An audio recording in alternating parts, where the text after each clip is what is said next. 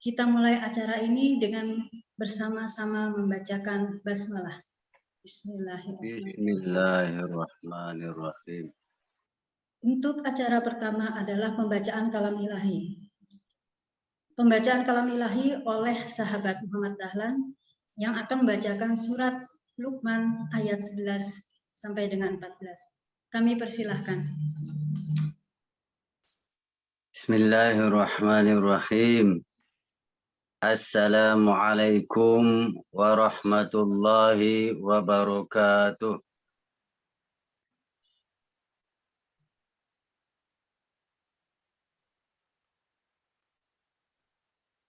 A'udzu billahi minasy syaithanir rajim.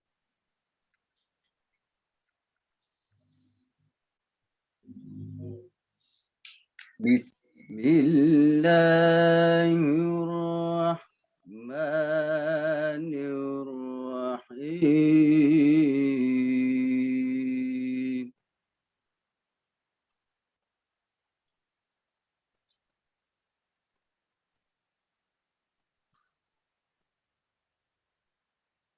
Hadza khalqullahi fa'aruni madza khalaqal ladzina min duni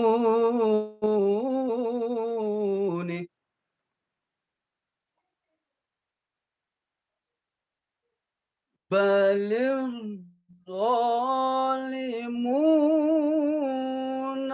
fi dhalalim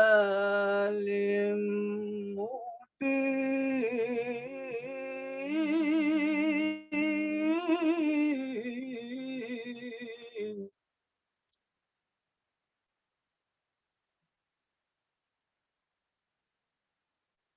Walaqad آتينا لقمان الحكمة عن اشكر لله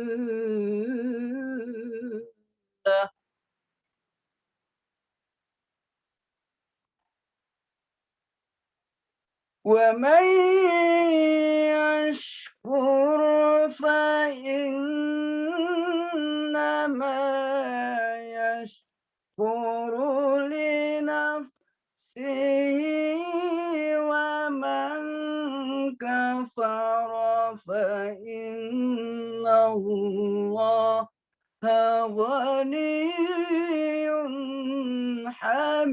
حميد.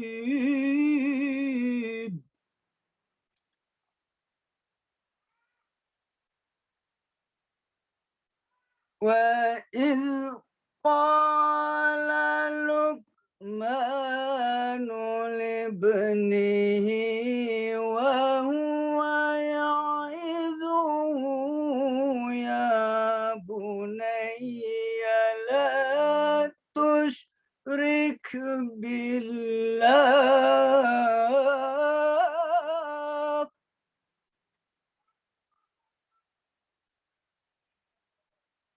إن الشرك لظلم عظيم.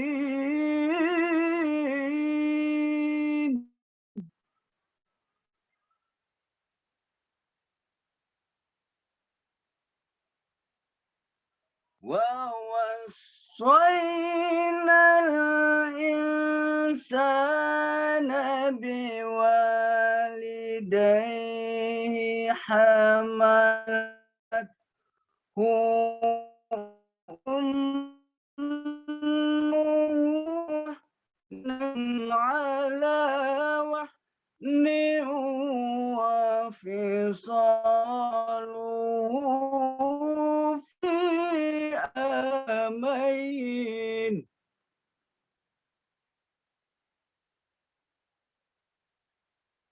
على وفصاله في عامين أن اشكر لي ولوالديك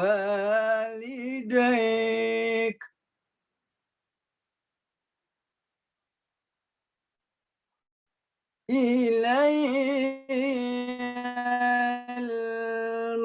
المصير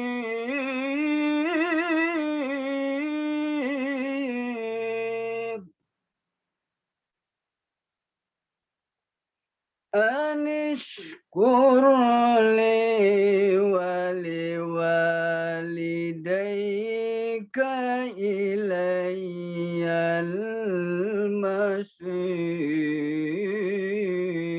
المصير صدق الله العلي العظيم.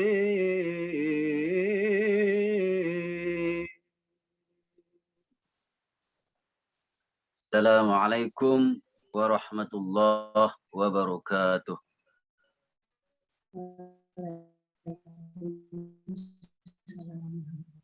Terima kasih kepada sahabat Muhammad Dahlan yang membacakan kalam ilahi. Semoga kita semua mendapatkan pahala. Amin ya rabbal alamin. Untuk acara selanjutnya adalah menyanyikan lagu Indonesia Raya, dilanjutkan menyanyikan lagu Mars Partai Umat. Untuk para hadirin yang berada di kantor DPW, diharapkan untuk berdiri, sedangkan untuk hadirin yang berada di Zoom meeting untuk duduk dengan sempurna. Kami persilahkan.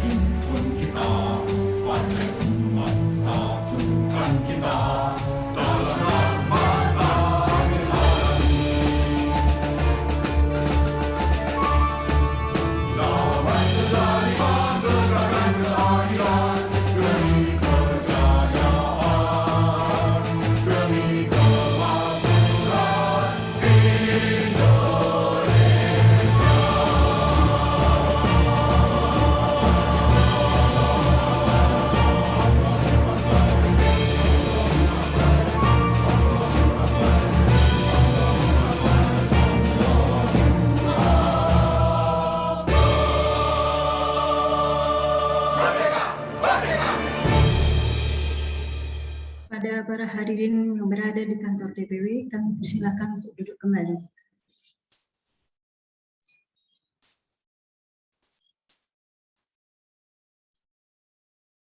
Assalamualaikum warahmatullahi wabarakatuh.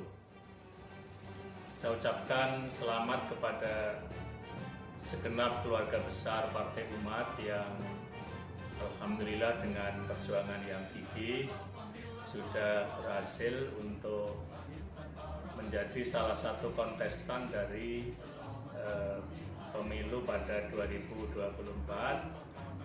Saya berharap supaya Partai Umat bisa betul-betul memfungsikan dirinya sebagai partai politik. Pertama, memberikan pendidikan kepada seluruh warga negara Indonesia supaya bisa hidup secara berkeadilan dan berkeadaban, hidup secara demokratis. Kemudian yang kedua, sebagai partai yang berbasis Islam supaya mengembangkan politik yang bermoral atau etika politik, fatsun politik yang tidak menghalalkan segala macam cara, tapi harus di segala sesuatu kebaikan juga harus diperjuangkan secara baik, secara etis dan secara bermoral. Dan yang terakhir yang tidak kalah pentingnya, kami pesankan kepada Partai Umat supaya bisa tetap mempertahankan Negara Kesatuan Republik Indonesia sebagai perjuangan yang utama, dan jangan sampai kemudian kita melupakan bahwa hidup bersama dengan orang lain harus mencita-citakan bersama supaya Indonesia ke depan menjadi negara yang baldatun thayyibatun warabbun ghafur, negara yang adil dan makmur berdasarkan pengampunan dari Tuhan yang Maha Kuasa. Sekali lagi terima kasih dan selamat untuk Partai Umat, maju senantiasa, tetap lihat ke depan. Assalamualaikum warahmatullahi wabarakatuh. Alhamdulillah wa syukurillah. Saya Muhammad Halim mengucapkan selamat atas lolosnya Partai Umat menjadi partai yang sah yang berada di Indonesia ini. Insya Allah nanti Partai Umat akan bisa membawa aspirasi rakyat dan umat, seluruh rakyat Indonesia untuk bisa menjadi partai yang amanah, yang selalu memikirkan untuk memakmurkan rakyat, bersih, profesional, kreatif, militan, dan islamis. Sekali lagi saya ucapkan selamat dan mari kita bangun Indonesia yang gemah ripah loh jinawi, baldatun thayyibatun warabbun ghafur. Selamat, terima kasih. Wassalamualaikum warahmatullahi wabarakatuh. Assalamualaikum warahmatullahi wabarakatuh. Alhamdulillah, wassalatu wassalamu ala rasulillah. Sahabat dan rekan-rekan pengurus dan seluruh kader Partai Umat, puji syukur alhamdulillah kita panjatkan kehadirat Allah Subhanahu wa taala dengan terbitnya SK Menkumham yang melegalkan Partai Umat menjadi salah satu partai politik di Indonesia. Dengan rasa syukur yang tidak berhingga, mudah-mudahan Allah terus menambah nikmatnya buat kita semuanya, sehingga Partai Umat bisa terus berkiprah baik dalam pemilu maupun dalam ikut memberikan kontribusi dalam perbaikan negeri ini dengan slogan menegakkan keadilan dan melawan kezaliman.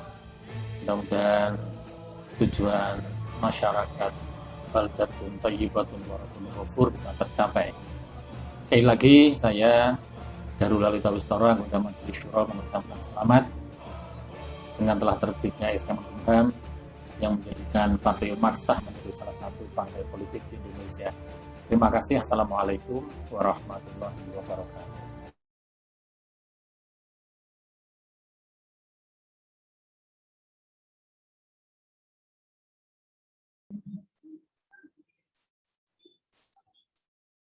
Baiklah, untuk acara selanjutnya adalah sambutan dari Ketua DPW Partai Umat Daerah Istimewa Yogyakarta kepada Bapak Dwi Kuswantoro SE MEK, kami persilahkan. Assalamualaikum warahmatullahi wabarakatuh. Waalaikumsalam warahmatullahi wabarakatuh. Alhamdulillahirabbil alamin.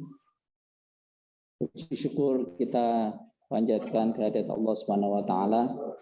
Pada malam hari ini kita bersama DPW Partai Umat Daerah Istimewa Yogyakarta bersama semua komponen keumatan di DIY bisa mengadakan tasyakuran dalam rangka penetapan Partai Umat menjadi partai politik yang telah berbadan hukum. Yang kami hormati Ketua Majelis Syuro Partai Umat Profesor Dr. Amin Rais yang telah bersama-sama kita di tengah-tengah kita dan hadir di kantor DPW. Yang saya hormati Ketua Pengurus Pusat Partai Umat, sahabat saya Dr. Ridho Rahmadi. Yang saya hormati juga adalah Ketua Pimpinan Wilayah Muhammadiyah Daerah Istimewa Yogyakarta yang hadir, Bapak Dr. Untung Cahyono, mewakili Pak Gita Danu Pranata. Dan juga yang kami hormati Bapak-Bapak pendiri Partai Umat yang ada di Daerah Istimewa Yogyakarta yang bisa bergabung. Saya lihat tadi ada Bu Zul, ada Pak Syukri, ada beberapa yang lain yang alhamdulillah bisa bergabung dengan kita di forum Zoom malam hari ini. Juga yang kami hormati Bapak Ketua MPP Partai Umat DIY, Bapak Masyuri Masab yang juga ada di tengah-tengah kita. Tentu juga kepada seluruh tamu undangan yang hadir, dari simbol-simbol kelompok keumatan yang hadir, ada dari Muhammadiyah, ada dari Persis, ada dari Kahmi, ada dari komponen-komponen yang lainnya, termasuk juga dari Angkatan Muda Muhammadiyah, IMM, dan lain-lain yang hadir, dan saya kira tidak bisa kami sebut satu persatu di forum malam hari ini. Dan tentu juga sahabat-sahabat saya, seluruh jajaran pengurus Partai Umat di Daerah Istimewa Yogyakarta di tingkat wilayah DPW, DPD, dan DPC, serta juga simpatisan Partai Umat, dan tentu juga warga Jogja yang hadir pada malam hari ini. Kita perlu bersyukur pada malam hari ini kita bisa bersama-sama mengadakan tasyakuran ini, dan insya Allah ini menjadi momentum awal Partai Umat DIY tampil di ruang publik yang lebih luas. Perlu kami sampaikan ke Pak Amin, sahabat saya Pak Ridho, kita acara ini 3 hari sebenarnya, dimulai dari 2 hari diskusi publik dan hari ini adalah puncak acaranya. Dan alhamdulillah kemarin yang hadir di diskusi publik, kita membawa tema di tasyakuran ini adalah perspektif Jogja untuk Indonesia 2045.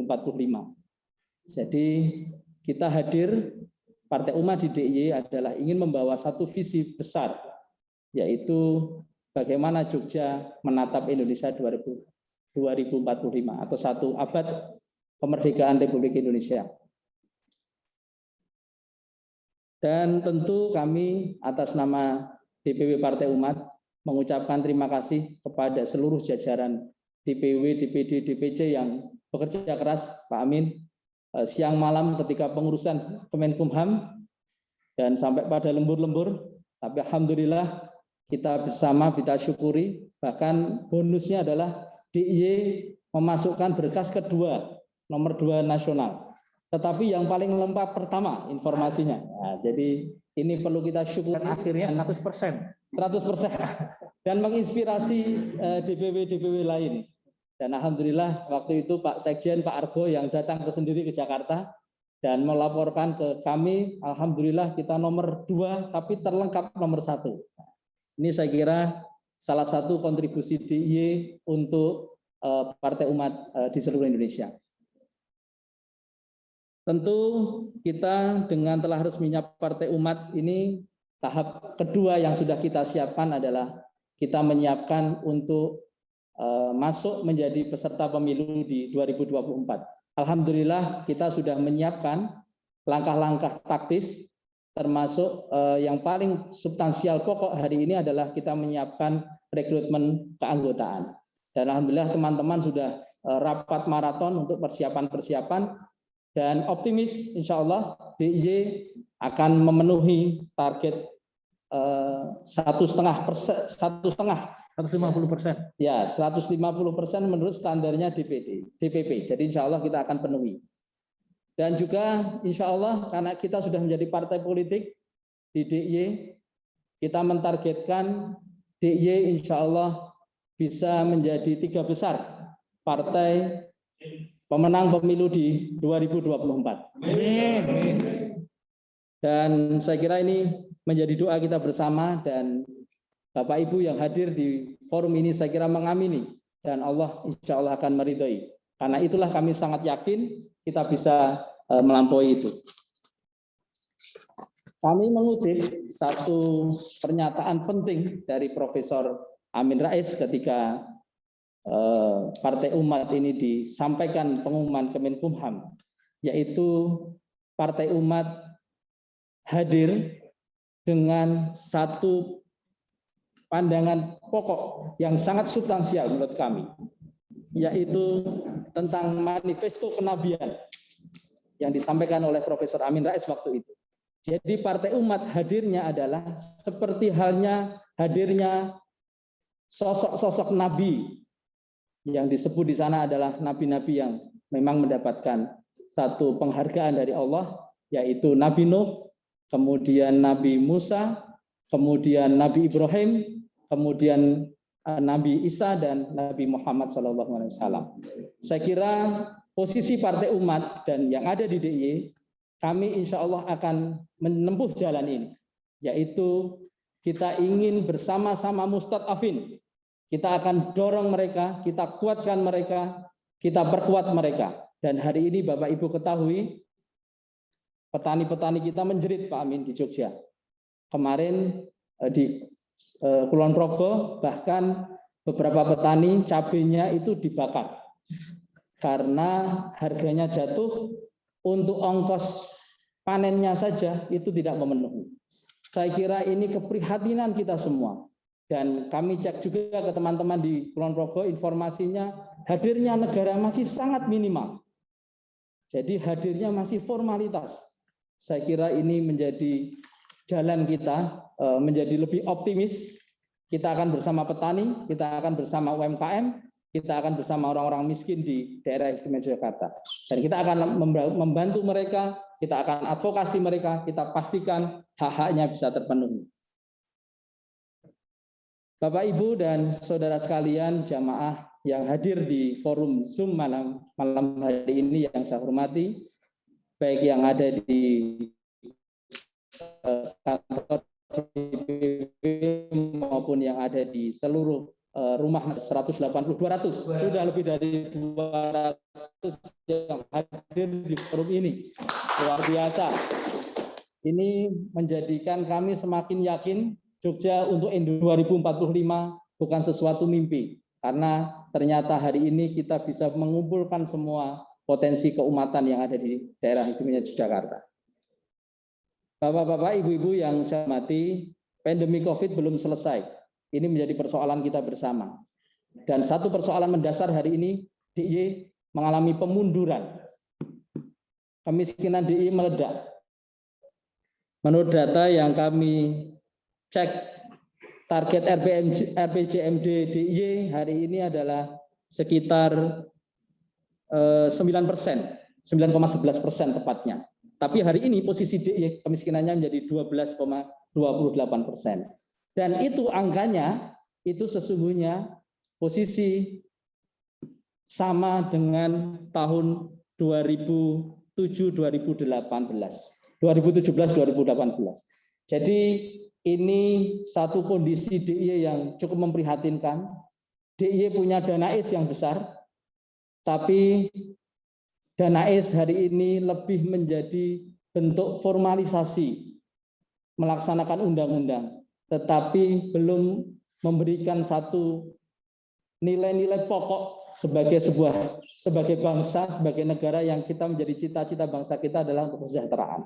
Saya kira ini menjadi satu jalan kita di DIY, Partai Umat DIY, insya Allah akan berjuang bersama-sama memastikan sumber-sumber dana yang ada di pemerintah, baik itu yang nanti melalui eksekutif, kemudian bersama dengan legislatif, kita akan dorong, kita akan pastikan memberi kesejahteraan seluas-luasnya kepada warga yang ada di DIY. Bapak-bapak, ibu-ibu yang kami hormati, kami di dalam forum pertama ini kita memulai dengan diskusi publik, yaitu perspektif Jogja untuk Indonesia 2045. Kenapa kami angkat itu? Karena kami melihat partai politik hari ini lebih menekankan mobilisasi, tapi sangat minim mengedukasi. Nah, inilah jalan yang akan kami tempuh di DIY. Maka tema yang pertama kemarin kami angkat adalah tentang perkaderan bangsa. Insya Allah DIY akan menjadikan modal perkaderan bangsa ini akan kita breakdown menjadi satu gerakan. Dan insya Allah moga-moga nanti sahabat saya ketum, kemudian juga nanti Majelis Syuro bisa memberikan banyak masukan. Insya Allah di DIY akan kita rintis ada sekolah kader bangsa. Sekolah kader bangsa ini kita harapkan hadir di desa-desa. Untuk apa? Untuk mengedukasi warga, untuk mempersiapkan kader-kader kita ada di semua level. Baik ada yang ada di desa, bahkan kemudian kalau potensi-potensinya baik akan kita bawa ke legislatif dan lain-lain. Saya kira ini jalan kita yang akan kita tempuh. Pendidikan menjadi satu jalan yang akan kita tempuh seperti spiritnya DIY sebagai kota pendidikan dan kota perjuangan. Terakhir, kami mengucapkan terima kasih atas dukungan semua pihak atas terselenggaranya acara ini. Dan ini sangat istimewa dihadiri langsung oleh Ketua MPP langsung. Kami surprise sebenarnya karena ini awalnya acaranya kecil-kecilan, tapi ternyata luar biasa dukungan dari DPP sehingga acaranya begitu menjadi lebih sangat meriah. Kemudian juga tentu ke Pak Untung Cahyono mewakili PWM yang hadir malam hari ini, kami ucapkan terima kasih sekali. Dan Muhammadiyah telah banyak memberi support Pak kepada Partai Umat di DIY. Kader-kadernya banyak mengisi kepemimpinan di Partai Umat di DIY. Saya kira ini akan jadi sinergi yang baik antara Partai Umat dengan Persyarikatan Muhammadiyah. Terima kasih. Mohon maaf segala kekurangan. Nasrun minallah wa fathun qarib wa basyiril mu'minin. Wassalamualaikum warahmatullahi wabarakatuh.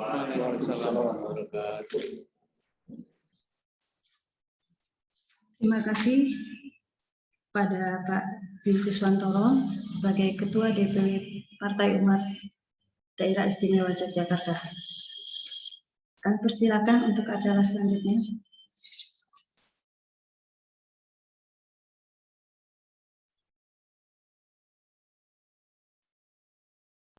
Hari Minggu nyantai di rumah. Masakan emak yang paling lezat. Alhamdulillah sudah sah.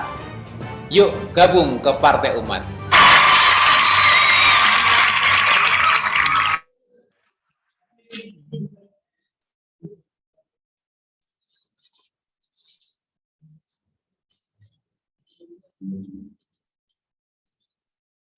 Baiklah, kami lanjutkan acara berikutnya adalah sambutan dari pimpinan wilayah Muhammadiyah oleh Bapak Dr. Andes Haji Untung Wahyono. Kami persilakan.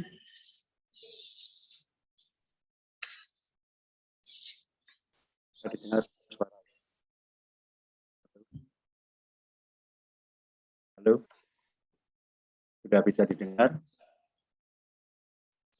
Halo, Agak putus-putus Pak Untung. sudah masuk? Masuk, bagus.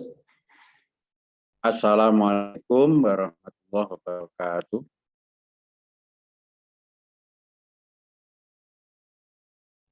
Alhamdulillah wa syukurillah. La haula wa la quwata illa billah. Wa la na'budu illa iyyah. Asyhadu an la ilaha illallah wahdahu la syarikalah wa asyhadu anna Muhammadan abduhu wa rasuluh la nabiyya ba'dah. Allahumma shalli ala Muhammad wa ala alihi wa ashabihi ajmain amma ba'd. Yang saya hormati Pak Amin Rais, Mas Ridho, Mas Hanafi, dan seluruh hadirin yang sudah berada di ruang Zoom ini.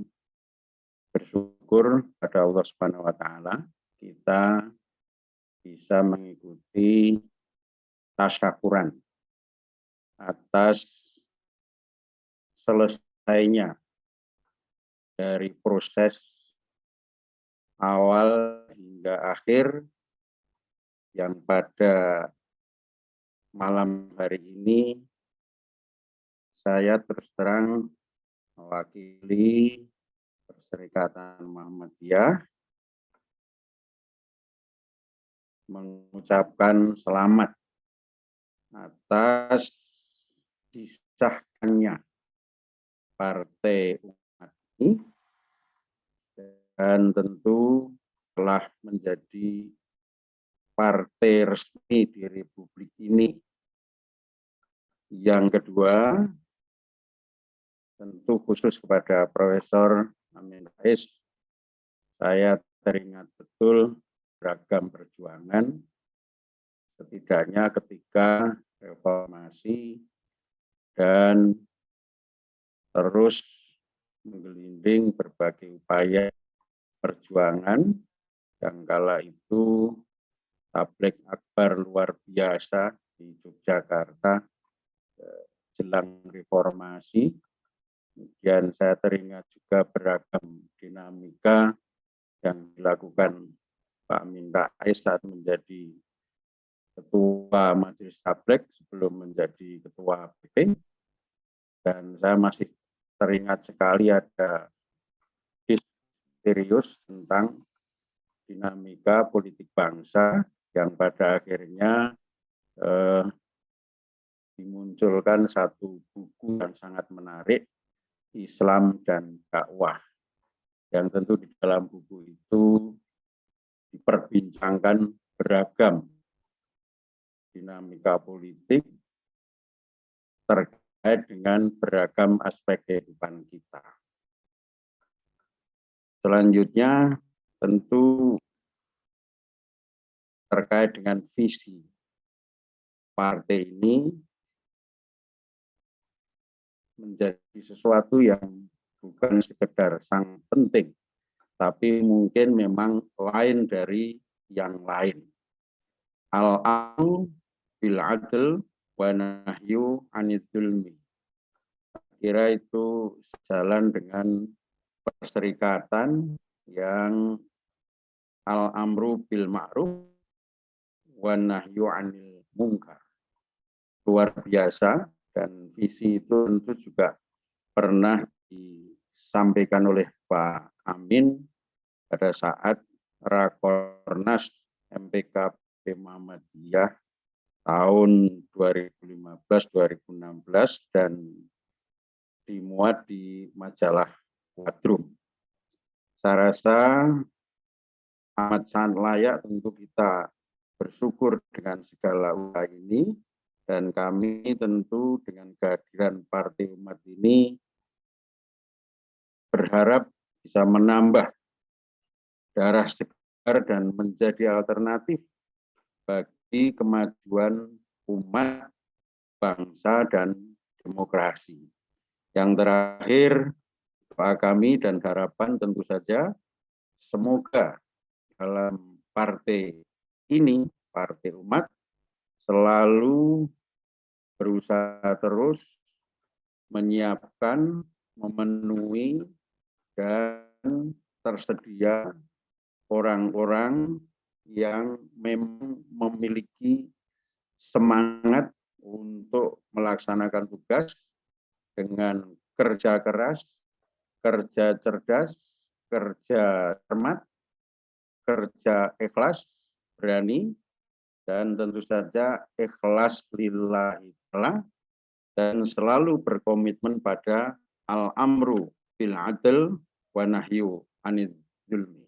Demikian, semoga sukses untuk masa-masa yang akan datang. Terima kasih. Assalamualaikum warahmatullahi wabarakatuh.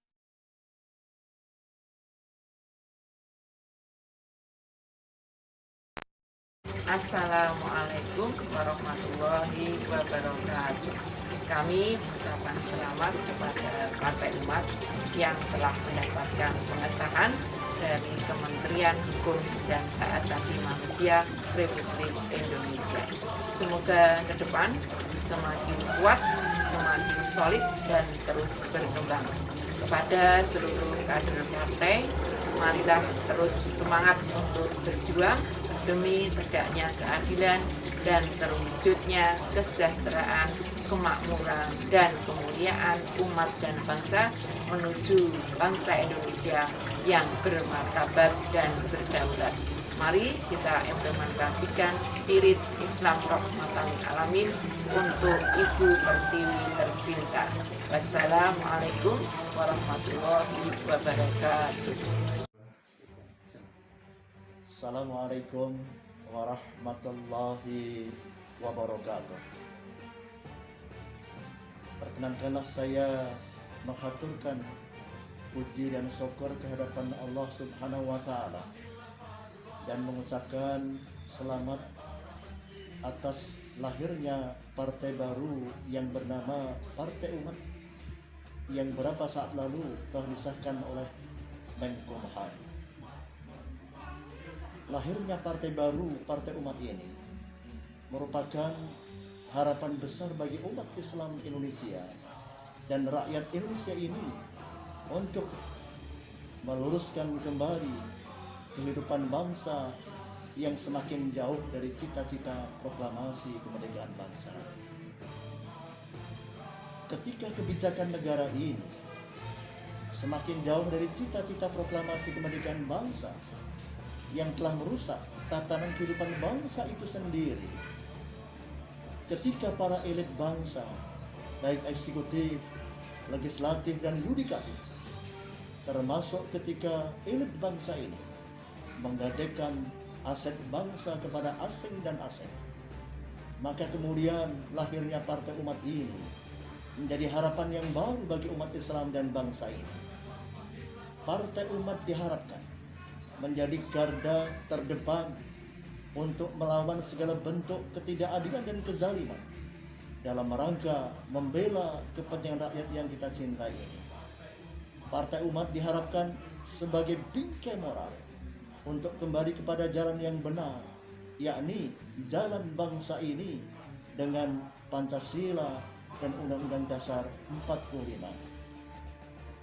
Darah dan air mata, nyawa dan harta yang telah ditumpahkan oleh para pahlawan, maka kemudian Partai Umat untuk bisa menyerukan kembali kepada bangsa dan rakyat dan Indonesia ini untuk elit politik itu kembali kepada jalan yang benar untuk membangkitkan semangat rakyat melawan segala bentuk kezaliman dan ketidakadilan. Semoga Allah menolong kita semuanya dan semoga Allah memenangkan Partai Umat dalam rangka membangun kehidupan bangsa yang lebih baik. Allahu Akbar. Assalamualaikum warahmatullahi wabarakatuh.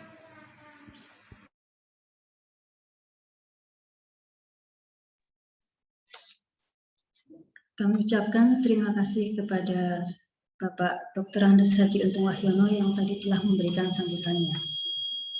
Untuk acara selanjutnya adalah prosesi pemotongan tumpeng dan akan diberikan dari Ketua DPW Partai Umat Daerah Istimewa Yogyakarta didampingi sekretaris. Kemudian akan diserahkan kepada Ketua Majelis Syuro dan Ketua Umum Partai Umat. Kami persilahkan.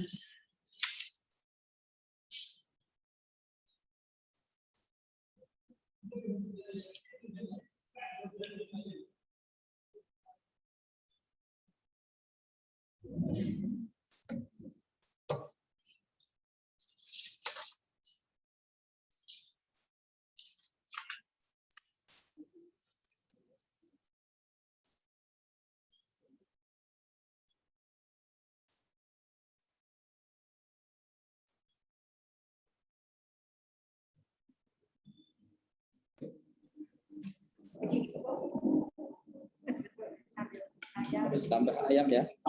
Biar bisa terbang tinggi, Pak Amin. Insya Allah sehat selalu. Kasih sayap. Ya. Insya Allah.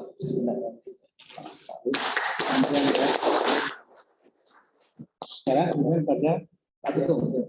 Ya,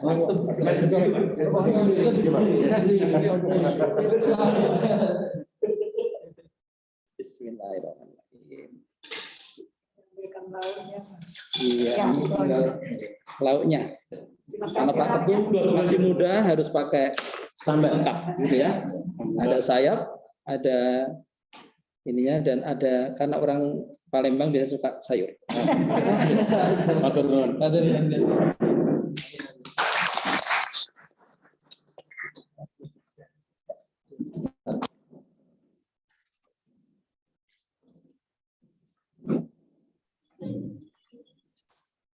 Demikianlah prosesi pemotongan tumpeng telah selesai dilaksanakan. Semoga membawa sukses untuk Partai Umat ke depannya. Amin ya Rabbal Alamin. Untuk selanjutnya adalah pengarahan dari Ketua Umum Partai Umat kepada Bapak Dr. Insinyur Haji Ridho Rahmadi, Eskom MSC, kami persilahkan. Bismillahirrahmanirrahim. Assalamualaikum warahmatullahi wabarakatuh. Waalaikumsalam warahmatullahi wabarakatuh. Alhamdulillahirabbil alamin wassalatu wassalamu ala asrofil anbiya'i wal mursalin wa ala alihi wa sahbihi ajmain. Yang saya hormati Ketua Majelis Syura dan juga Pak Waketum DPP, dan Pak Ketua MPPW dan Pak Ketua DPW beserta seluruh pengurus yang ada di sini. Juga ini insya Allah disiarkan Zoom-nya terbuka ya. Juga saya sapa Ketua, segera pengurus dan anggota DPD, dan DPC yang ada di lingkungan DIY, dan bahkan ini juga keluar ya, ada DPW, DPD, dan DPC seluruh Indonesia insya Allah. Ya. Dan tentunya saya banggakan seluruh anggota dan sahabat Partai Umat. Juga ini dalam catatan kami ada Pak Suri Fadoli, ya. Kemudian ada juga Pak Imawan, ya. Ada juga Pak Untung Cahyono tadi, kemudian Pak Khamim Zarkasi dan Pak Muhammad Aziz, ya. Dan ada juga Pak Akhid dan Pak Asyad dari PDM Kota. Jadi yang pertama, izinkan saya memberikan selamat untuk kita semua, ya. Dan mari kita bersyukur kepada Allah Subhanahu wa Ta'ala atas SK Badan Hukum yang telah kita terima beberapa minggu yang lalu, ya, beberapa hari yang lalu. Nah, yang selanjutnya saya mengajak kita semua untuk memaknai, ya, rasa syukur ini. Itu yang pertama dengan memulai perjuangan kita. Jadi terutama untuk DPW dan juga DPD dan DPC sesuai tagline perjuangan kita adalah lawan kezaliman tegakkan keadilan, maka kita harus buka mata kita lebar-lebarnya, ya, telinga kita ini juga selebar-lebarnya lihat kita, ya, seperti tadi disampaikan oleh Pak Ketua DPW, ya, terkait tadi cabai Pak di Kulon Progo itu harus kita suarakan, ya, harus kita suarakan. Tapi tidak hanya mengidentifikasi masalah, tapi juga menggagas solusi. Sekiranya apa yang bisa menjadi alternatif solusi terhadap permasalahan-permasalahan tersebut, sehingga kita berbeda, ya, dengan partai-partai lain yang hanya menggagas masalah dan seterusnya.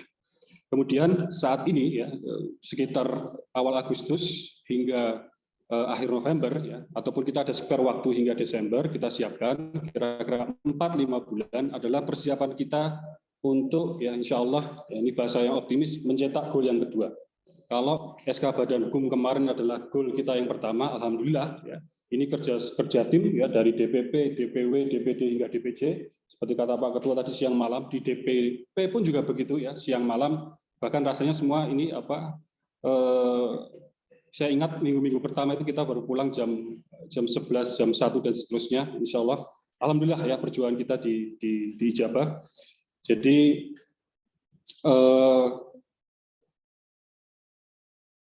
sekarang kita persiapan pemilu ini adalah untuk rekrutmen anggota.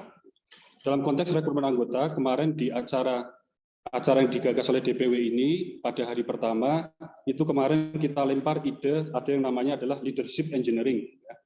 Leadership engineering ini dalam konteks mencari kader, dalam konteks mencari calon pemimpin bangsa, kita butuh proses dan prosedur yang proaktif dalam rekrutmen. Kemudian selain proaktif adalah iteratif dan komprehensif dalam konteks evaluasi. Itu yang membedakan. Karena kalau kita tengarai ya pada prakteknya rekrutmen di partai politik yang sudah established itu rata-rata berhenti hanya pada tahap pembinaan. Ya setelah memberikan pembinaan pendidikan ya sudah cukup selesai di situ. Nah, kita tidak ingin sampai di situ. Kita ingin berbeda. Kita ingin memastikan ya calon kader-kader, calon pemimpin bangsa tersebut yang memang benar-benar melalui proses yang sangat terukur, ya, dievaluasi dengan sangat baik. Itu kemudian kemarin kita sampaikan dalam konteks leadership engineering ini ada tahap inisialisasi. Ya. Kita mencari calon-calon kader, ya, calon-calon pemimpin bangsa. Kemudian ada tahap pembinaan. Ya. Pembinaan ini kemarin, ini kenapa namanya leadership engineering? Ya. Kemarin kita coba adopsi semangat dari prosedur optimasi yang ada di kecerdasan buatan, ya, bagaimana mencari solusi terbaik. Ini yang coba kita adopsi, ya, leadership engineering ini. Jadi setelah kita mendapat calon-calon kader tersebut, lakukan pembinaan, kemudian secara iteratif kita lakukan evaluasi yang terukur dengan berbagai macam matriks, dengan berbagai macam alat ukur. Ya. Nanti harapannya, ya, pada akhirnya kita mendapatkan, ini istilahnya adalah calon kader atau calon pemimpin bangsa yang Pareto optimal. Yang memang insya Allah sudah sangat siap ya untuk terjun di berbagai macam kontestasi politik seperti pemilu, pilkada dan seterusnya. Selanjutnya saya mengajak kita mulai memasang simbol-simbol Partai Umat ya supaya yang pertama tentu perkenalan, yang kedua itu juga sebagai penanda kita sudah mulai berbadan hukum supaya masyarakat juga mulai tahu. Selanjutnya adalah tentang politik dua dimensi yang kemarin disampaikan juga di hari pertama tersebut bahwa kita perlu ya dimensi pertama merawat kira-kira kantong pemilih yang semula ya bahasa kita di DPP waktu itu ada semula ya. Jadi merawat kantong-kantong yang sudah established yang kira-kira ini adalah loyalis Amin Rais yang akan terus ya mengikuti perahu perjuangan ini kira-kira begitu. Namun jangan salah proyeksi 2024 ya nanti ada 53% itu terdiri dari generasi Z ya sebagian dan juga generasi Y yaitu adalah bahasa lain dari milenial. Ya, jadi yang saat hari ini berumur 15 tahun ya itu nanti pada 2024 sudah punya hak pilih. Itu porsinya ada 53%. Jadi kita perlu menargetkan itu juga ya. Itu yang dimensi kedua yang pemilih pemula ya. Jadi kita perlu bangun awareness ya, kita perlu berikan wawasan ya knowledge tentang masalah kebangsaan dan seterusnya sehingga harapannya dengan adanya awareness, dengan kesadaran bahwa ini adalah negara saya, maka saya juga ingin berkontribusi dan seterusnya sehingga kita lebih mudah untuk masuk. Selanjutnya adalah yang terakhir ini bahwa sekarang kita ada di zaman transformasi digital. Ya. Transformasi digital, jadi sepatutnya lah kita menyesuaikan strategi dalam berbagai macam aktivitas di partai kita, yang mulai dari rekrutmen hingga nanti kampanye dan seterusnya. Jadi penduduk kita saat ini sekitar 270 juta, ya 268 juta sekian.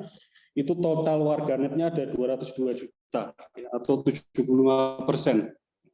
Kemudian pengguna internet melalui ponsel, ya, HP itu ada dua sumber ini kira-kira 195 juta atau 72%. Nah, pengguna aktif platform digital, ya ini kalau patokan kita YouTube itu adalah platform digital yang paling ramai dengan rata-rata penggunaan per hari 3 jam 14 menit itu 170 juta. 170 juta orang. Ya, jadi per hari rata-rata 3 jam. Ya. Kemudian potensi suara pemilih dari umur 15 tahun hingga 75 tahun nanti yaitu 197 juta. Ya, jadi kalau kita tadi relasikan maka ada 170 juta pengguna aktif internet 3 jam per hari dan kira-kira proyeksi pemilih ada 197 juta, maka ada 86 juta calon pemilih itu yang hidup secara aktif di dunia virtual 3 jam per hari minimal. 3 jam. Jadi kita ini harus menyesuaikan strateginya. Selain dengan strategi yang lama juga, tapi juga menyampaikan ide-ide gagasan tentang Partai Umat itu lewat platform-platform digital yang insya Allah jauh lebih cepat ya, dan juga bisa menjangkau juga lebih banyak karena ada 86% calon pemilih ada di hidup aktif di dunia virtual. Baiklah, sebagai penutup kami ucapkan terima kasih, mengapresiasi pada DPW DIY yang sudah mengadakan rangkaian acara 3 hari ini yang saya pikir sangat bagus karena dialog, diskusi adalah budaya berpikir yang insya Allah akan memberikan gagasan pencerahan-pencerahan terhadap berbagai macam permasalahan. Jadi sekali lagi kami ucapkan terima kasih yang sebesar-besarnya dari DPW. Sekian, mohon maaf kalau ada kesalahan. Saya tutup. Assalamualaikum warahmatullahi wabarakatuh. Terima kasih kepada Bapak Ketua Umum atas pengarahannya. Semoga kita selalu semangat berjuang untuk melawan kezaliman, tegakkan keadilan. Baiklah, untuk acara selanjutnya adalah tausiah politik dari Ketua Majelis Syuro, yaitu Bapak kami tercinta, Profesor Dr. Haji Muhammad Amin Rais MA, dan dilanjutkan dengan doa. Waktu kami persilahkan.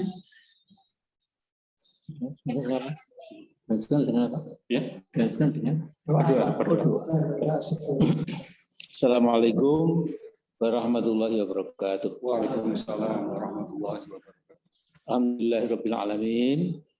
Wassalatu wassalamu ala asyrafil anbiya'i wal mursalin wa ala alihi wa sahbihi ajmain.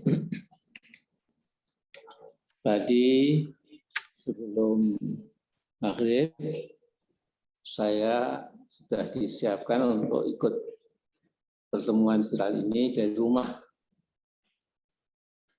Kemudian daripada saya sendirian, ngapain saya nggak bergabung dengan Pak Ketum ya? Ya, pertama saya sudah sangat kangen kantor kita ini, ya.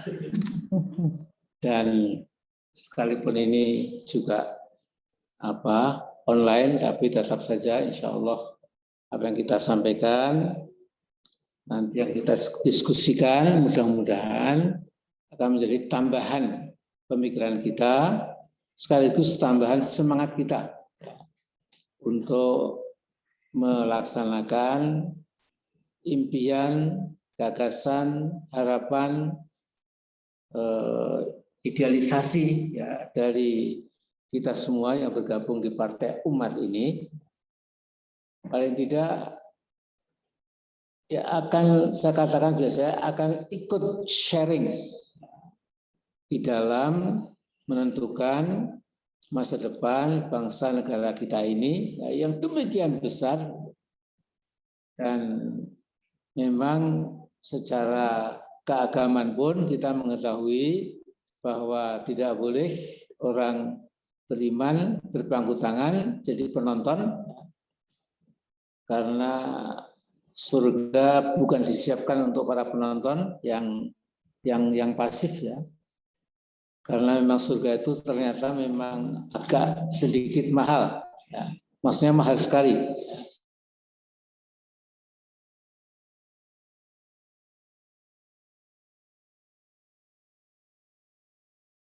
Amwal, bahkan nyawa dan sebagainya. Nah, saya akan menyampaikan ketika dulu kita membuat pertemuan online kira-kira 4 hari sebelum diumumkan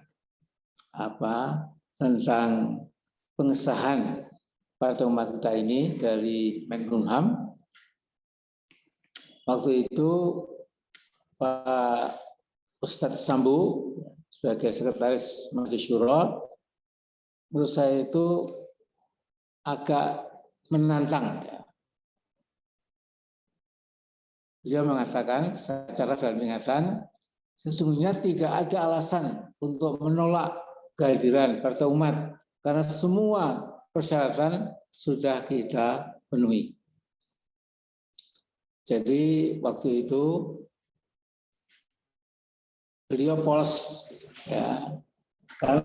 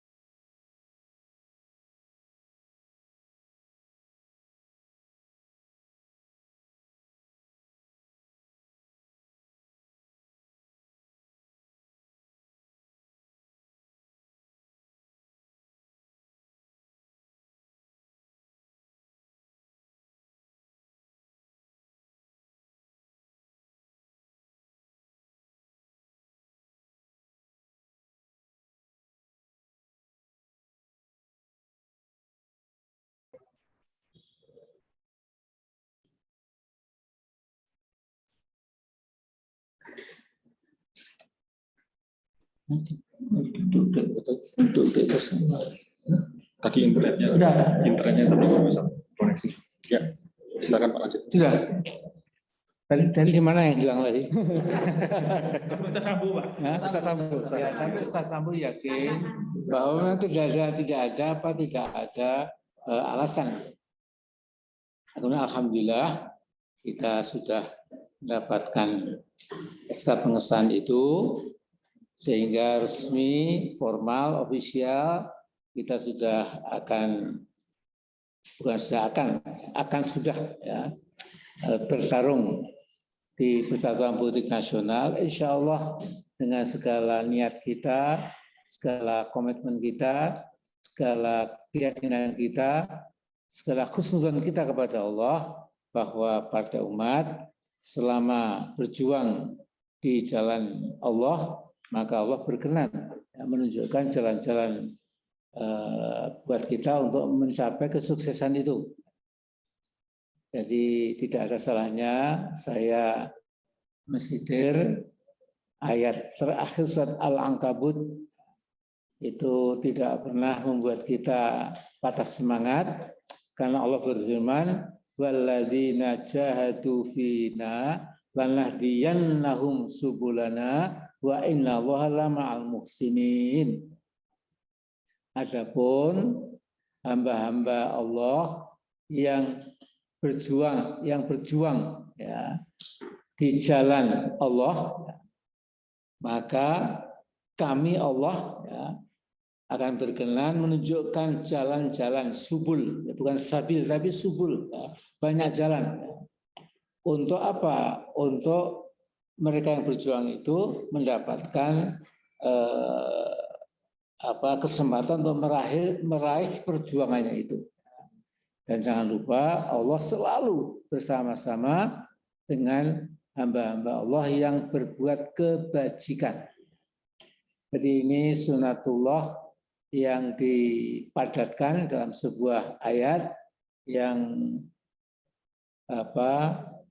menghasung kita, mendorong kita, tidak ada alasan untuk sedikit pun kita patah semangat, apalagi putus asa, karena di zaman Allah, selama kita itu berjuang di jalan Allah, maka Allah akan berkenan memberikan solusi buat kita semua.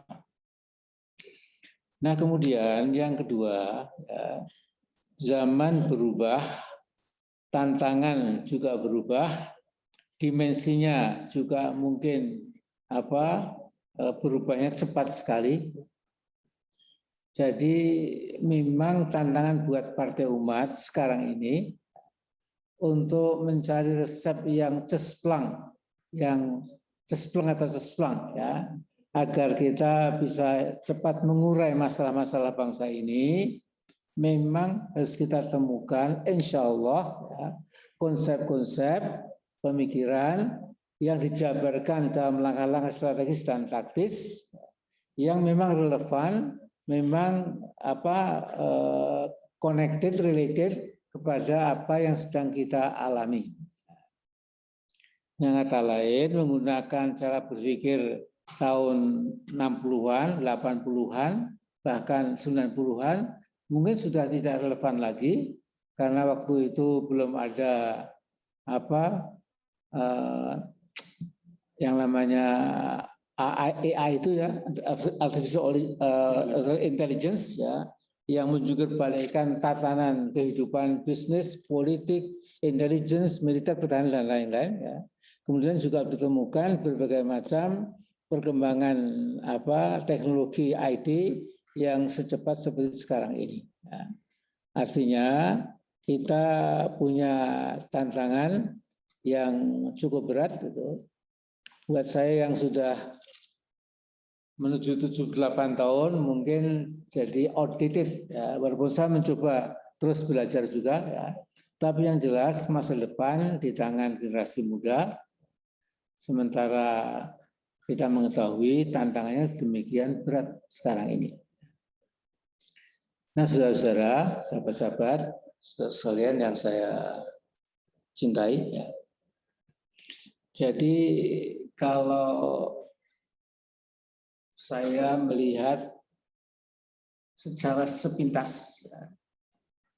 Ini sepertinya ada proses yang berjalan cepat, ya, yang sedang berjalan sekarang ini. Ya, proses itu bukan proses kehancuran, tapi penghancuran. Kalau kehancuran itu sepertinya ya alami, kemudian eksidental, kemudian ya natural saja. Misalnya kejatuhan atau artinya kalau kehancuran itu sesuatu yang hancur lewat decaying proses pembusukan. Jadi kalau penghancuran ya, itu ada kekuatan yang aktif ya, yang betul-betul efektif melakukan strategi daya hancurnya itu kepada kehidupan bangsa Indonesia. Saya sudah membaca draft atau teks yang akan dibacakan oleh pidato Pak Ketum itu. Saya nanti insya Allah yang saya sampaikan nanti insya Allah mungkin 1-2 minggu setelah Pak Ketum, saya konsultasi dengan teman-teman yang lain bagaimana kita melihat penghancuran negeri ini itu real. Yang dihancurkan itu adalah yang 3 nanti kalau saya buka sekarang nanti kurang surprise ya. Tapi yang 1 sudah dimulai oleh Pak Ridho, Pak Ido, Pak Rahmadi. Jadi soal amandemen ini sebuah tricky politik yang sangat penuh dengan tipu muslihat. Jadi sesungguhnya amandemen ini sudah dibicarakan sejak tahun 2019 oleh tokoh-tokoh yang pro Jokowi itu. Bahkan mereka yakin sekali bahwa tidak ada seorang pun tokoh yang akan bisa melebihi kecerdasan, kemampuan, ketajaman, bahkan kesempurnaan ya daripada Pak Jokowi. Nah, kemudian isu ini menjadi die down, tiba-tiba menjadi turun, kemudian seperti sudah agak senyap. Dan setelah itu diangkat lagi ya, oleh teman-teman PDIP, tapi juga terutama bukan PDIP resmi, tapi pendukung-pendukung yang tidak formal itu, sehingga resikonya buat partai politik PDIP mungkin lebih lunak ya, karena resmi bukan PDIP, tapi ada oknum-oknum yang memang saya kira mendapatkan tugas untuk testing the water. Kayak apa? Kalau masyarakat sipil disuguhi dengan sebuah isu yang namanya amandemen supaya Presiden Jokowi bisa diberi waktu 5 tahun lagi. Sudah 15 tahun. Nah, ketika reaksi masyarakat memang negatif, kemudian itu menghilang. Nah, kemudian setelah itu muncul lagi.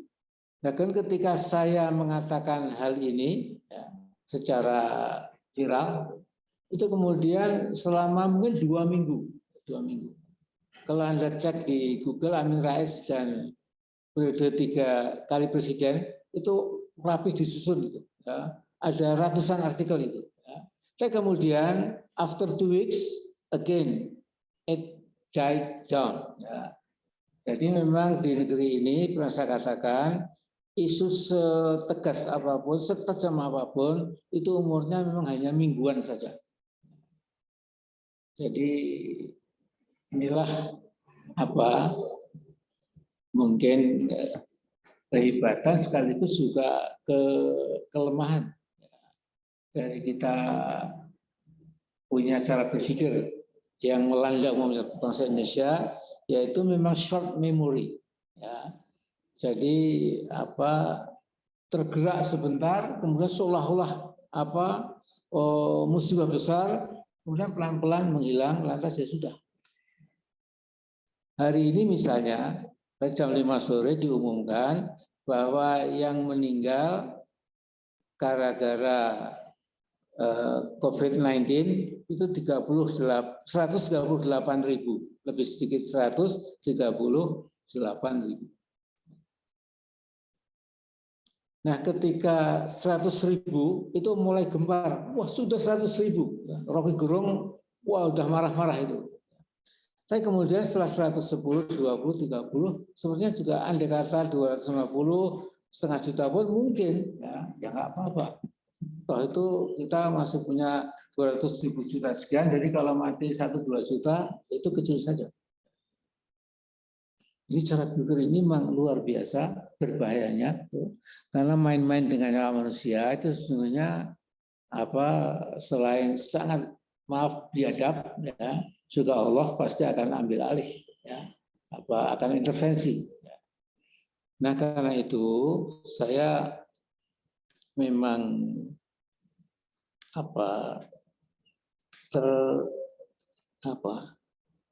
terdorong, ya, kita semua. Ya.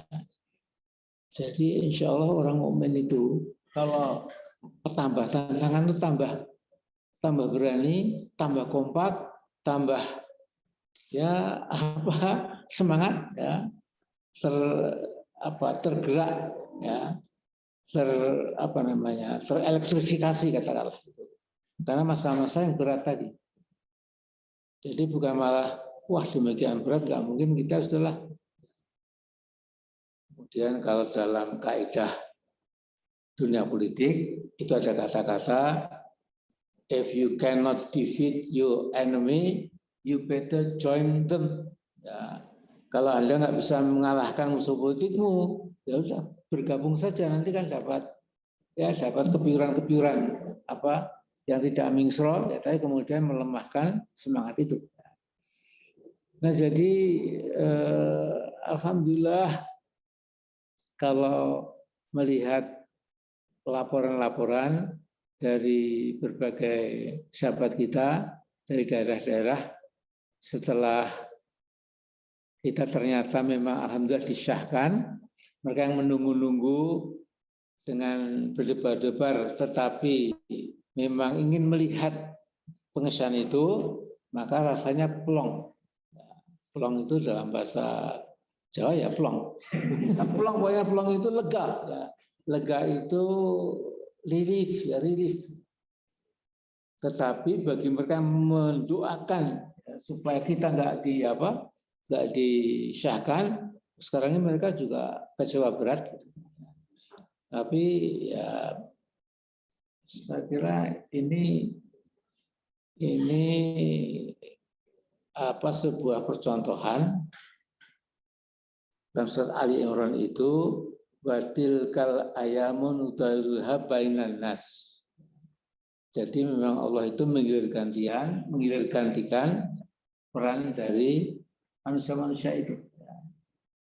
Jadi ketika saya terpental dari partai yang saya dirikan, saya dikeroyok sama orang-orang hebat itu, ya. Kemudian waktu itu kita berpikir ya kita akan atasi, dan kita kumpulkan data-data penyelewengan, data-data pelimparan kursi. Ada orang-orang fotonya jelas sekali, ada 20-an yang melempar-lempar kursi gitu. Dan korban-korban yang kepalanya bocor, yang yang kakinya tergilir dan lain-lain akan kita bawa ke Bareskrim, kemudian kita minta pengadilan lewat pastoran hukum itu. Mula-mula seperti itu. Tapi kemudian ada pikiran, Pak Amin, kalau kita memperbaiki rumah kita yang sudah demikian sudah bobrol lah katakanlah. Ya. Jadi atapnya sudah karu-karuan, pilarnya juga sudah bengkok-bengkok ya. Kemudian jendelanya sudah banyak yang hilang dan lain-lain. Mengapa enggak membuat sendiri ya? Membuat yang baru, insya Allah Pak Amin. dengan ya segenap dari logo yang baru, tapi lebih daripada itu yang penting adalah dasar yang baru, akidah yang baru, katakanlah ideologi yang baru, supaya kemudian lebih ada watershed, ada pemilahan bahwa kita bukan lagi rumah yang lama yang kita tinggal itu, kita ini betul-betul membangun yang baru. Dan ternyata memang betul ya, kalau rumah ini, ya, gedung-gedung ini kita bayangkan, gedung ini katakanlah sudah mulai rusak, ya. Kemudian kita perbaiki lagi, ya. Harus kita jebol kita runtuhkan, kemudian membuat lagi, itu ongkosnya pasti lebih mahal daripada kita membuat yang sama kualitasnya di tempat yang lain. Nah, jadi dengan analogi itu memang kita sudah nggak berminat untuk perbaiki, menyegarkan, menyempurnakan rumah kita yang sudah bobrok itu, tapi sudahlah goodbye. Ya. Jadi sudah rusak ya sudah, kemudian kita membuat yang baru. Sekarang ini sudah menjadi rumah, tapi belum sempurna. Masih ada goal kedua nanti dan goal lainnya sampai pada nanti Pileg dan Pilpres insya Allah. Nah, kemudian saya akan ini karena kita di DIY ini tadi Mas Dwi Kuswantoro ini saya dengarkan tadi agak teliti gitu. Ini memang pas sekali jadi ketua ibu. Ya. Apalagi kemauannya itu ya, seolah-olah Jogja harus menjadi contoh par excellence. Ya. Semua wilayah, semua provinsi harus kiblatnya ke Jogja. Jadi memang ini bagus sekali. Mengapa tidak? Ya. Jogja ini kan kota revolusi, dulu pernah ada istana presiden sebentar di sini. Ya. Pemerintahan sementara juga pernah di sini Jenderal Sudirman, di sini Pak Harto, di sini ya segala macam. Ya. Ada Muhammadiyah, ada Taman Siswa, dan lain-lain. Nah, jadi saya setuju untuk DIY ini, saya memang Pak Edo ini perlu saya kira perhatian yang sedikit berlebih dibandingkan dengan yang lain. Nah, tapi saya akan mulai dengan yang enteng-enteng dulu.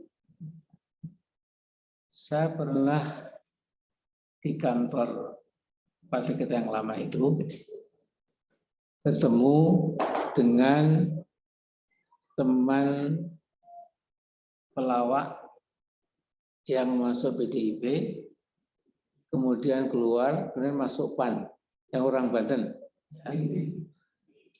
Bang Mieng ya, Mieng ya. Dia bilang, Pak Amin, saya melihat partai kita ini, Pak Amin, itu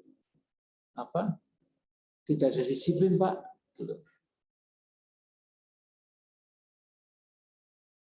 Kok bisa begitu? Kemarin Bang Imeng juga bisa bilang begitu. Pak, kan saya kaget, Pak. Di partai saya yang lama, Pak, yang saya tinggalkan itu di kantor itu, semua dari pengurus sampai anggota cabang daerah asal itu resmi, itu kalau tidak memakai pakaian kebesaran, bukannya disuruh pulang. Bukan saya menyindir Anda ya, ini semua nggak apa-apa. Itu Pak Mas juga putih. Saya pun juga. Ya. Tapi saya kira ini bagus ya. Dari semangat itu ya, itu kelihatannya kan tuh partai yang biasa lah, tetapi memang ada hal yang kita juga lihat dari mana dia kok bisa semangatnya luar biasa. Bukan saja pecah gesang dari Bung Karno atau dari Megawati, tapi ternyata juga kebanggaan kepartaiannya itu dibawa kemana-mana. Walaupun sekarang zaman sudah berubah juga. Disangkanya kalau Mbak Puan membuat baliho gede-gede itu kemudian bisa mempengaruhi, ternyata malah backlash. Tetapi maksud saya adalah bahwa sampai batas yang jauh memang bentuk lahiriah ini ya, bendera, kemudian perisai tauhid, kemudian seragam kita dan lain itu memang saya kira akan berpengaruh juga. Kemarin saya debat 6 menit dengan Tasnim, ya, tapi nggak ada Pak Edo. Saya kira sudah waktunya loh. Kita ini bukan di DIY, di mana-mana itu mulai ada, nggak terlalu banyak juga, tapi harus ada gambar-gambar logo kita ini atau bendera Partai Umat di mana-mana. Karena betapapun manusia itu akan terpengaruh juga oleh apa yang dilihatnya. Kemudian Tasnim jawab, Pak, saya kira enggak, Pak. Yang menarik kita itu kan semangat kita, Pak. Yang menarik itu kan ADRT kita, Pak. Yang menarik itu adalah slogan kita, Pak. Tegakkan keadilan, lawan kasih itu, Pak. Enggak perlu, Pak, bendera-bendera itu, Pak. Saya bilang, loh, Nim, kamu kok seperti bendahara PAN dulu yang pertama itu. Ketika saya bilang, Bung, namanya Pak Sunoto. Pak Sunoto, Anda kan bendahara sekarang buat ribuan kaos PAN, buat ribuan bendera, buat ribuan apapun lah, logo dan lain-lain, supaya disebar. Dia mengatakan, Pak, kuno, Pak. Pantaunya Pak Amin Rais kok sudah, Pak Amin sudah cukup lah, nggak usah pakai gambar-gambar. Saya kira itu agak sining juga. Ya. Artinya tidak semudah itu. Ya. Manusia itu dipengaruhi pertama mata ya. Dan baru telinga, ya. Visual, audio, baru informasi lewat otak ke hati. Ya. Jadi orang tertarik, mesti matanya dulu. Ya. Orang jatuh cinta juga mesti lihat dulu, ya. Nadorotun, ya, lihat dulu. Fatabasumun, senyum-senyum, ya. Kemudian fakalamun, ngomong-ngomong, ya. Dan fama itu berbuat janji, liqaun, baru kawin dan lain-lain. Ya. Nah, jadi ini mumpung saya di sini, nanti Mas Ikun Kuswantoro bisa dengan video yang lain. Paling tidak di setiap daerah itu ketika ada jalan yang masuk ke Kabupaten Kulon Progo atau Kabupaten Gunung Kidul itu ada gambar lah. Ya.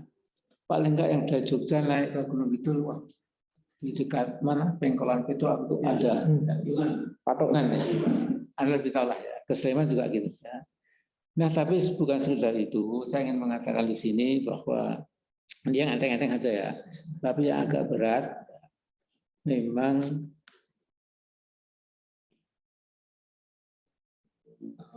ketika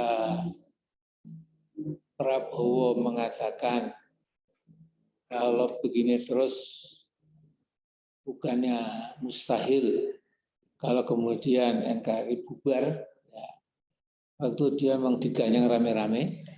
Dan sekarang dia juga bergabung, lucunya, nggak apa-apa lah ya.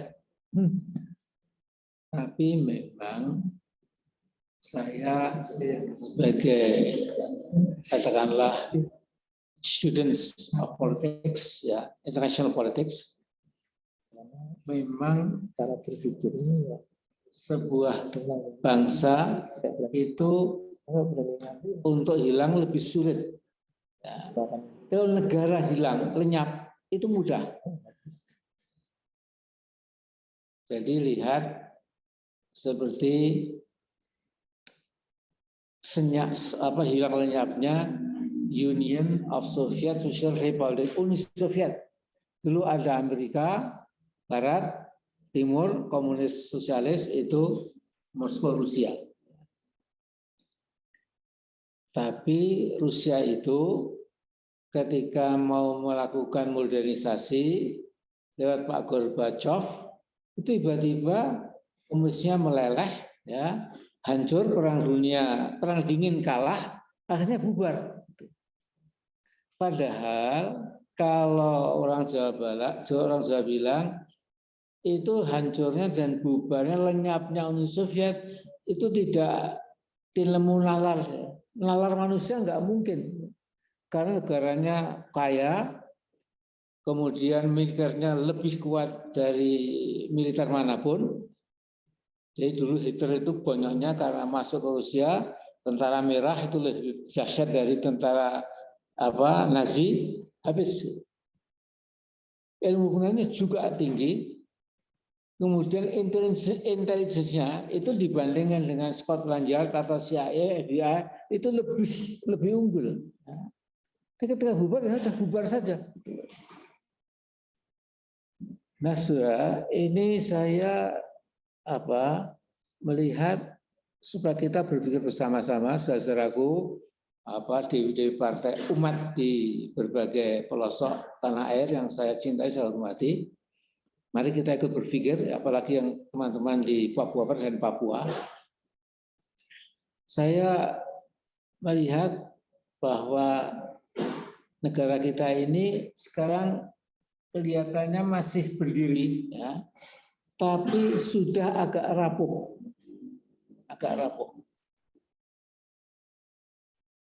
Mengapa? Karena negarawan-negarawan seperti George Washington, Abraham Lincoln sampai Bung Karno itu menggarisbawahi kata-kata a nation divided against itself cannot stand. Satu bangsa yang pecah ke dalam tidak mungkin, mesti ambruk. Nah, sekarang ini keterbelahan Bank Indonesia itu belum pernah separah, setajam, seberbahaya seperti sekarang ini. Mengapa? Kalau dulu terbelahnya itu ya karena proses saja, tapi tidak dibelah. Sekarang ini ya saya mengatakan ini bukan melanggar ID dan lain-lain, ya, karena saya punya data, saya bisa berdebat langsung dengan siapapun, ya, bahwa sekarang ini memang secara real telah terjadi proses pembelahan bangsa. Jadi pimpinan nasional bukan merangkul seluruh anak bangsa, lepas dari perbedaan agama, etnik, suku, bahasa, tradisi, tapi memang kemudian ya dari sangat partisanship, ya, bukan bipartisan, kita partisanship dalam arti hanya mendongkrak, membantu, memperkuat, mempersentosakan sebagian hampir separuh anak bangsa, yang separuh itu dimusuhi, dikucilkan, dicari krimnya kalau ada, ya, kemudian dikriminalisasi, lantas didemonisasi dan lain sebagainya. Nah, ini akan kita hadapi beberapa tahun mendatang, apalagi kalau rezim sekarang ini akan meneruskan keinginan-keinginannya. Jadi pidato Pak Ketum tentang amandemen ini nanti perlu kita cermati itu. Kemudian yang kedua, memang sekarang ini kalau kita lihat yang jujur di pemerintah itu kan memang mengaku panik. Sebenarnya kan bilang panik. Bank Indonesia juga loh, kalau kita nyita uang lagi nanti inflasi pasti. Jadi ini berbahaya. Dan tambahan utang itu juga menurut Faisal Basri dan lain memang udah nggak masuk akal. Ini pun juga pernah kita alami. Dulu waktu saya masih mahasiswa itu, ketika rupiah kita hampir-hampir nggak ada artinya, jadi saya waktu itu mahasiswa yang mondok di Kauman, kalau membeli nasi gudeg ngejaman dulu, ya nasi gudeg itu, ya nasi gudeg, ya lauknya mungkin sedikit ayam pakai itu tahu dan lain-lain, itu 1,5 juta bayangkan. Sehingga jangan lupa waktu itu kita melakukan sunring ya 1.000 jadi Rp1.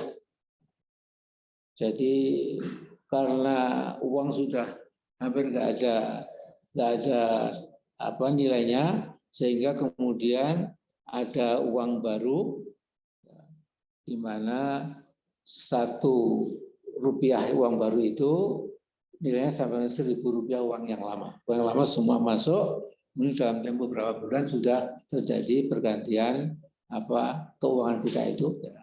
Jadi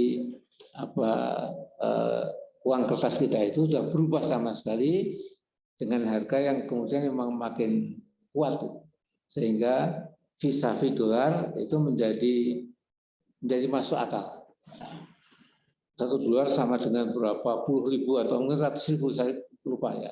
Kemudian setelah itu kemudian menurun, akhirnya kemudian bisa lantas mulai itu orde baru mulai berbenah diri itu. Nah sekarang ini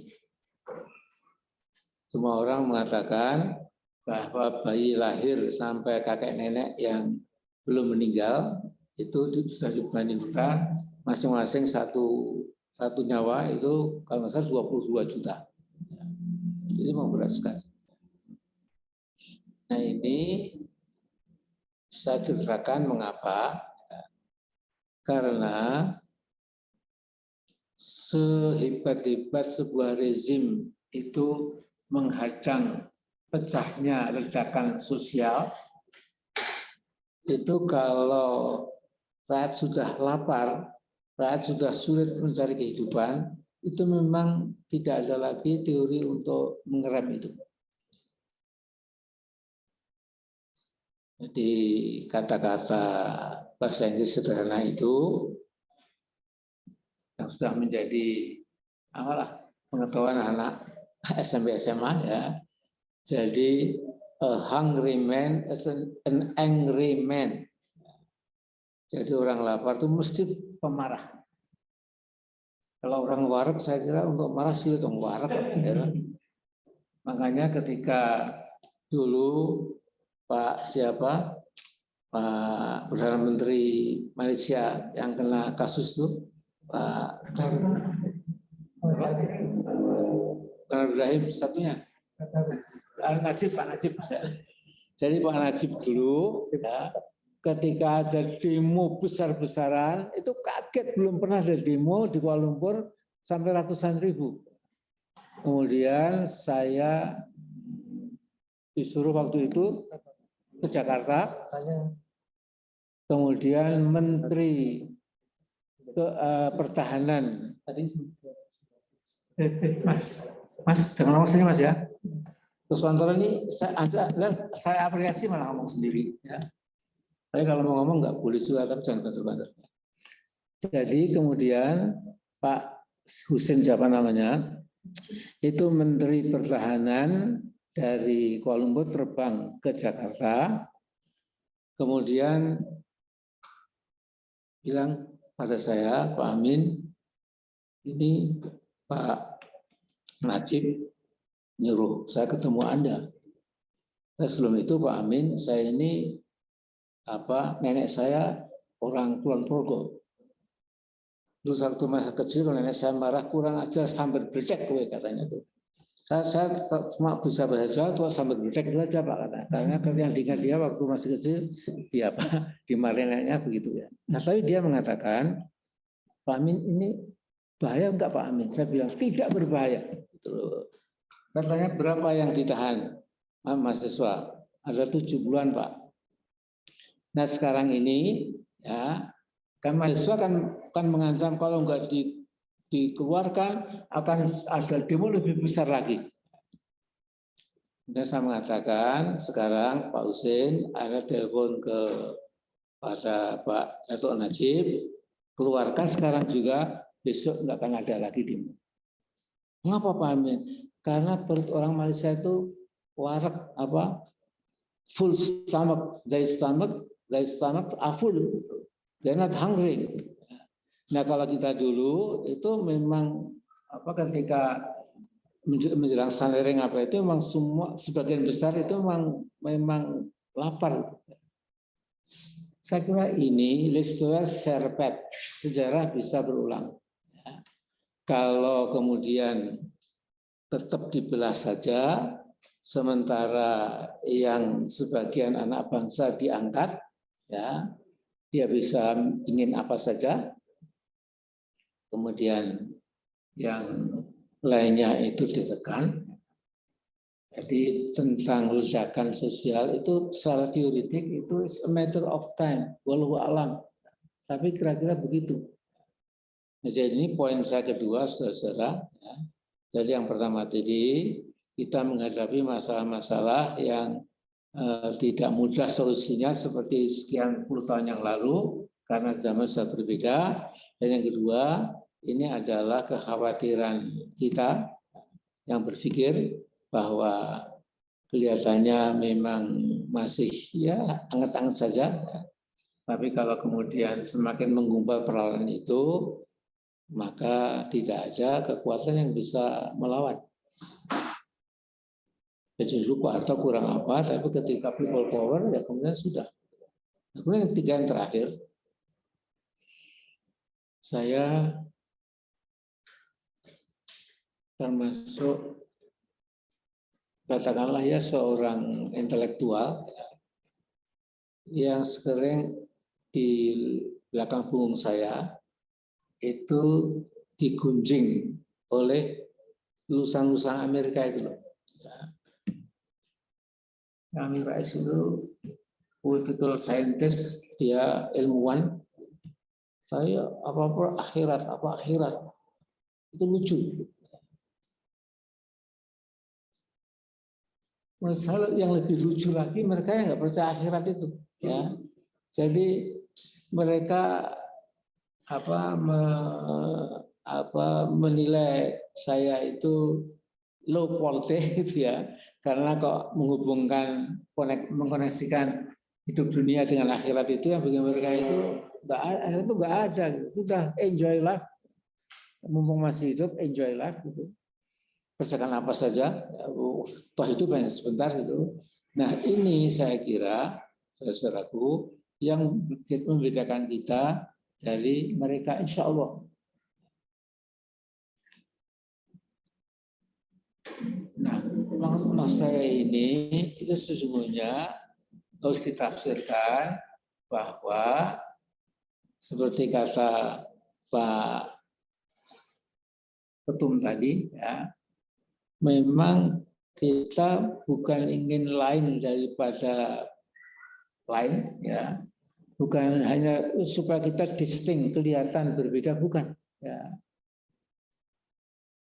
Karena apa? Kalau semakin banyak partai politik atau politisi seperti kita alhamdulillah gitu ya.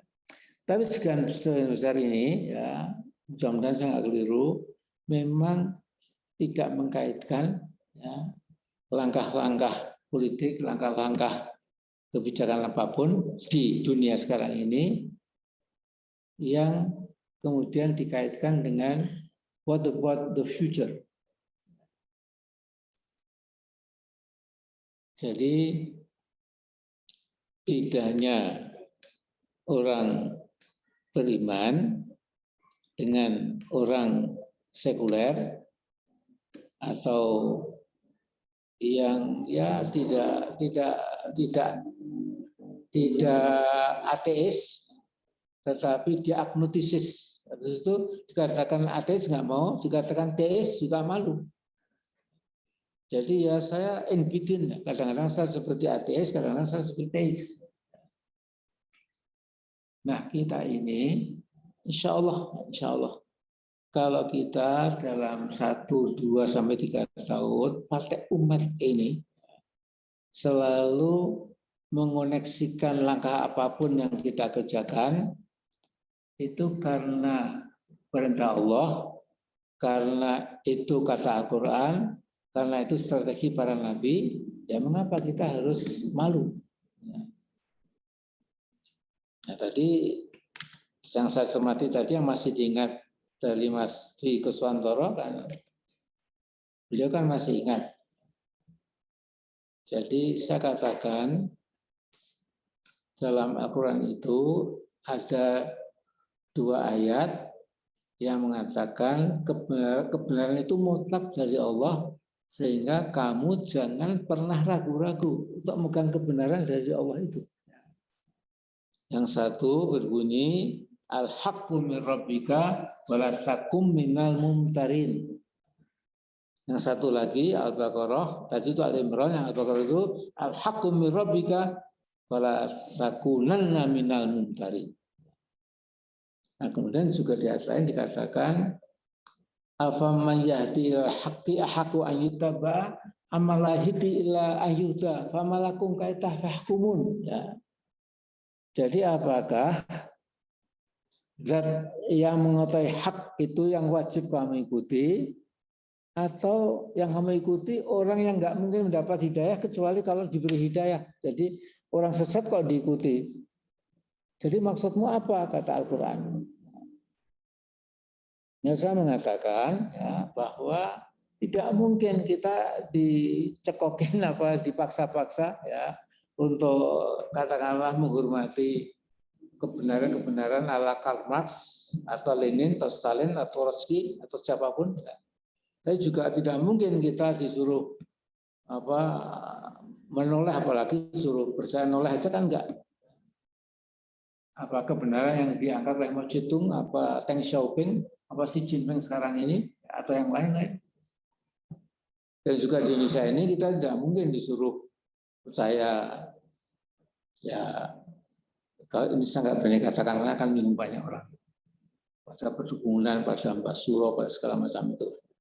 Terus sekalian, nah jadi ini apa yang saya inginkan. Jadi kalau kita dari Sabang sampai Merauke, ya, dari Pacitan sampai Kalimantan sana, itu partai umat ini ya terus saja memegang teguh mukadimah ADRT kita itu, memegang teguh filosofi perjuangan kita itu, terus saja nanti kira-kira 2-3 tahun sudah kelihatan betul itu. Oh, partai umat memang betul gitu ya. Kalau sekarang ini masih sloganistik barangkali ya. Ya nggak apa-apa, memang takes time. Tidak mungkin kita punya dagangan langsung laris pada bulan pertama. Mungkin perlu 1-2 tahun. Ketika sudah populer, dia anggap memang paling bagus apa dagangan kita itu, kemudian orang akan ngantri. Kira-kira seperti itulah sederhananya.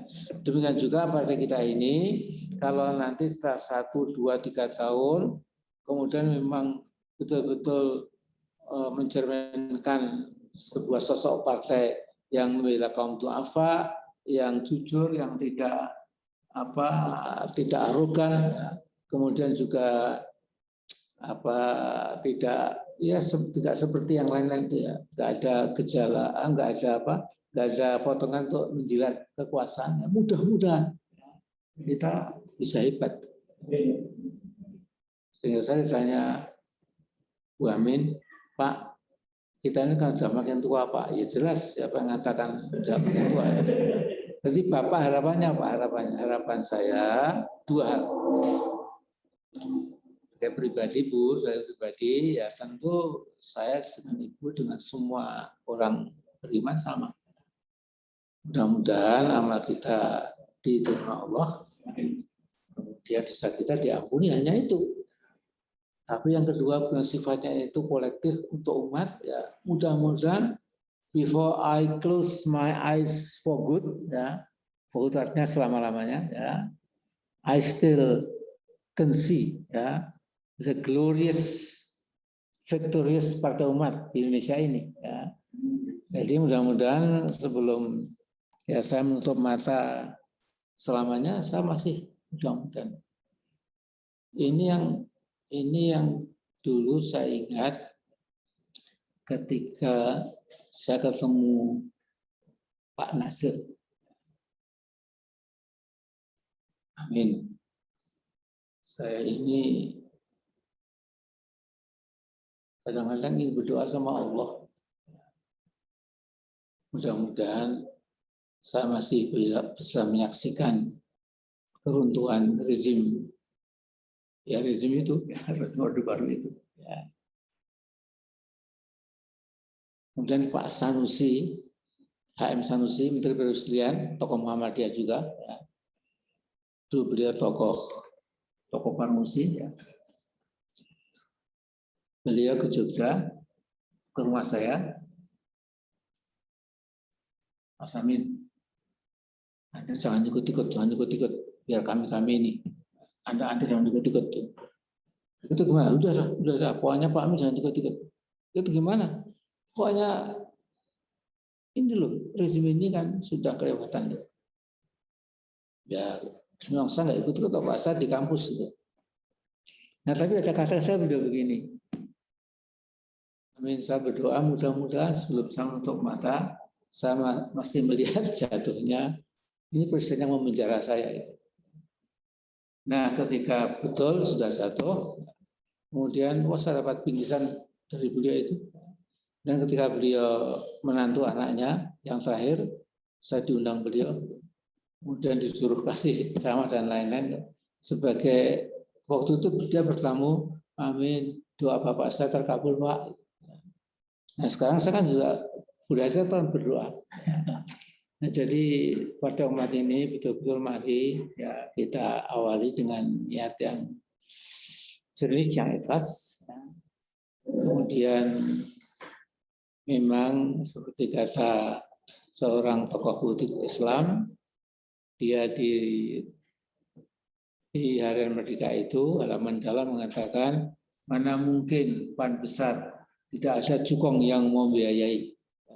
Jadi dia pikirannya itu tidak pada Allah tapi cukong. Ya, tanpa cukong mana mungkin Partai PAN bisa Partai umat kadang-kadang masih sekarang nggak jadi. Saya kira hanya itu ya omong-omong enteng ini ya, tausiah politik enteng-entengan ya, dan saya besok dengan Mas Tito ini masih di sini dulu ya, kira-kira udah Jakarta juga sama ke sana ke ibu kota ya.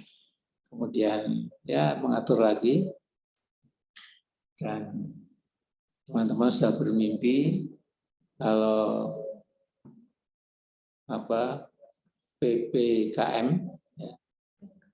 PPKM itu ya, PPKM itu sudah level-level sudah hilang. Nanti kita akan roadshow istilahnya, roadshow. Jadi roadshow dari Aceh. Dari timur dari barat sampai ke timur, ini dari timur sampai ke barat. Jadi mungkin dari Papua Barat terus menyapu Maluku, menyapu Maluku Utara, Maluku terus saja. Ya.